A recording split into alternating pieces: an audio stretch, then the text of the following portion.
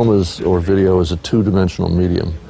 But when you move, suddenly you have a sense of depth, you know, you have 3Ds, you know, when you pass through things, and I don't know, I just like that. In those days, to move the camera, you had to have wheels, you had to have a dolly. And yet my camera weighed 6 pounds, 2 kilos, 3 kilos. And it was so absurd to see my little camera on this gigantic 300 kilo dolly just to make a shot that goes from here to here. Don't say no.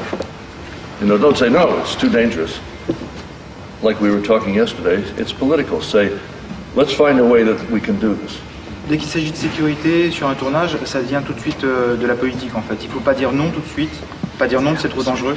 Il faut dire on va trouver une façon de le faire autrement. And start early, work with the grips, you know, make ramps, put ropes, make it safe somehow, and change it until it's safe. Et commencer à préparer très très vite pour avoir la possibilité de faire fabriquer des rampes, de vous faire accrocher par les machinaux pour votre sécurité. Parce que si vous faites la préparation trop tard, l'équipe vous laissera pas le temps de prendre des mesures de sécurité et vous serez obligé de faire le plan parce qu'il faut le faire, mais ce sera trop dangereux. It took 2 or 3 years. I made some really ridiculous ones, some that were long and some that were too small. And then finally, it turned out to be a combination of these things, an arm that floated the camera and a gimbal from my old boat, you know, and spreading out the mass. And it's the kind of invention where you find your way through the fog and this piece works and this piece works and you try everything. What came out was like anti-gravity, you know. Here's this heavy thing floating beside you and isolated, and you can run and walk and so on, and it stays there. I didn't think to be an inventor. I just started trying to make the handheld camera isolated from the cameraman.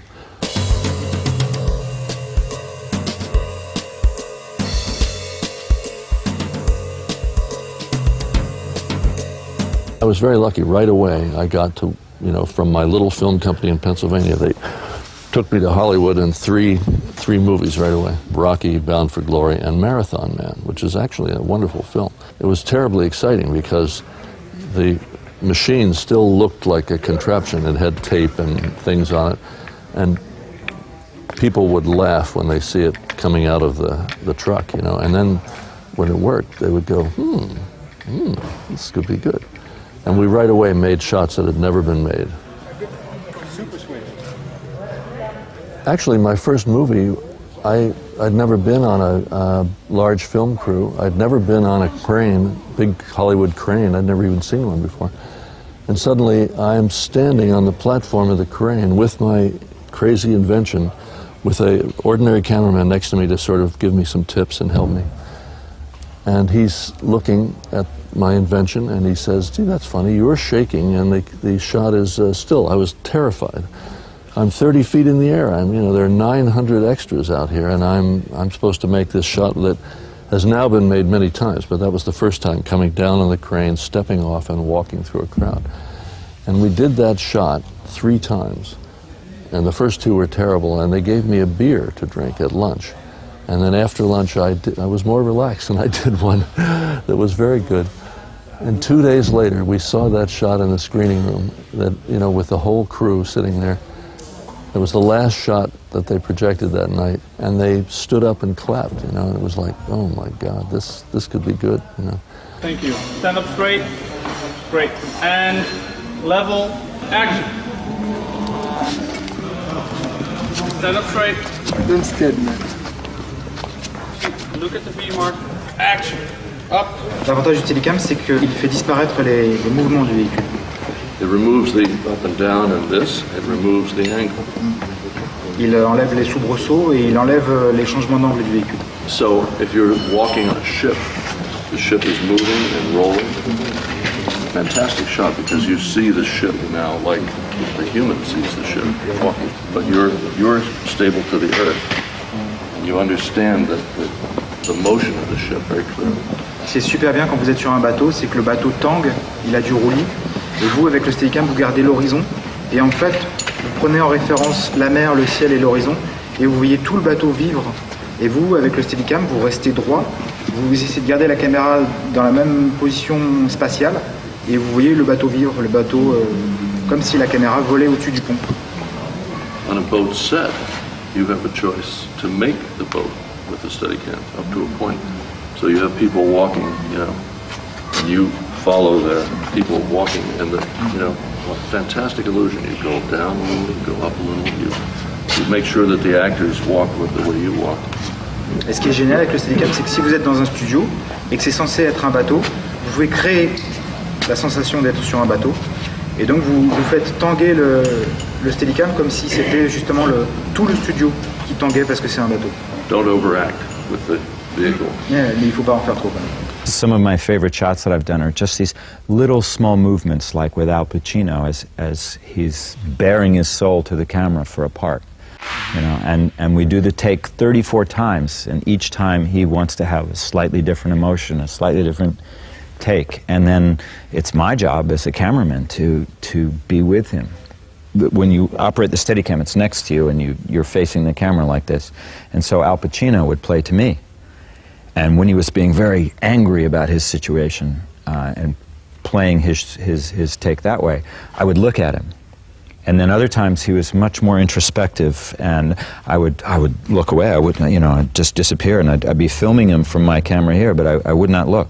And then other times he would be just more casual about it, and, you know, we'd just have the shot. Alors là, il y a le pied avec la croix, avec le X vert, qui est aligné avec la croix jaune sur le mur. En fait, l'intérêt de cet exercice, c'est que vous mettiez les deux croix l'une sur l'autre, et qu'elles ne se déplacent pas l'une par rapport à l'autre. Ce qui veut dire que la caméra est vraiment dans l'espace. Parce que le problème de l'exercice de la ligne, c'est que la croix peut très bien être au milieu de l'écran, mais en fait, vous la rattrapez. Parce que vous cadrez, alors que là, en fait, vous n'avez pas le choix, parce qu'avec la parallaxe, sinon, elles ne sont pas bonnes l'une par rapport à l'autre. Et donc, cet exercice-là de la parallaxe, c'est ce qui est le plus dur à faire. D'ailleurs, Gareth lui-même a des difficultés à le faire. Et ce qu'il faut faire, c'est apprendre à ressentir ce qui se passe dans votre corps, ce que vous êtes obligé de faire.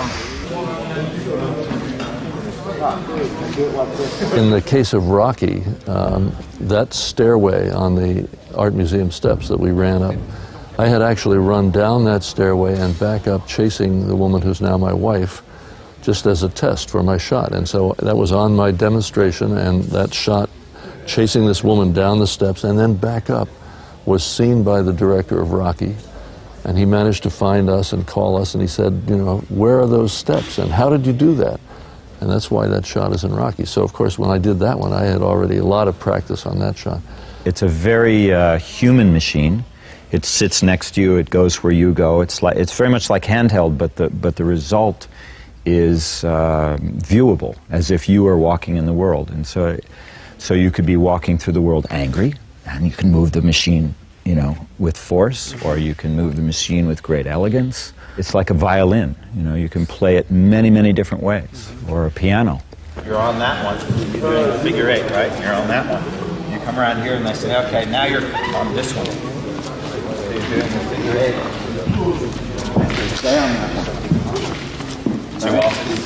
The great thing about Steadicam is everyone shares. So if someone figures out something anywhere in the world, that information gets back and collected and then disseminated again through all the workshop. So the key is there's a notch at the back. And you put the notch at the back, and then you have to get the screw, and because of the condom, and now the angle is preset for Goofy. This way. There's two positions for it. Goofy. I've been doing this 23 years, and I'm still interested. You know, and I wouldn't be if it was automatic. You know, it'd be boring. Learning Steadicam is not particularly difficult in terms of just moving the camera around and things like that. But what is difficult is to find your own voice, your own way of using the machine. The most simple move has thousands of ways to get there. Soft mount, the advantage is it's very fast. For production, it's fast. If it's simple, stand on a dolly, hold on to something, make the shot, done. L'avantage du soft mount, pour porter le Steadicam sur vous, c'est que c'est très rapide parce que vous avez qu'à monter avec le Steadicam sur vous sur la dolly. Donc pour la production, c'est ce qu'il y a de plus rapide. Ils vont souvent vous obliger à le faire. Hard mount is slow and sometimes very slow, depending on how tough the mounting is. Et en général, le hard mount, c'est très lent en termes de production, parce qu'il faut vraiment parfaitement régler l'accroche, point de vue positionnement, hauteur et angle de l'accroche sur le véhicule. So this is a serious choice you have to make. Soft mount you can walk on, you know, maybe.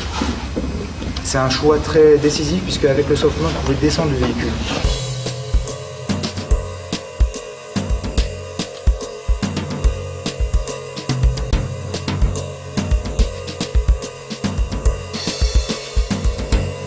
It took until 1988 to figure out how to balance the Steadicam.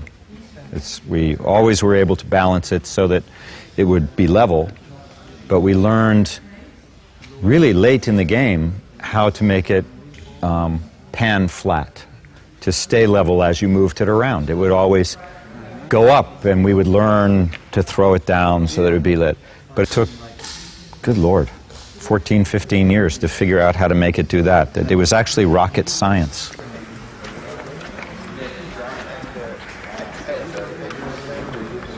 Of course, I love camcorders, and I always wanted to have a really professional camcorder stabilizer that's immune to your motion, you know, that is happy at any angle, that doesn't care, you know, what you do, that can be precisely balanced and trimmed so it stays level, that makes beautiful panning shots by itself, you know, and that you could walk and make shots just like a big Steadicam.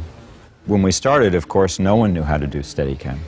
We made up everything then. We made up the techniques, we invented the tricks, we did it all. You know?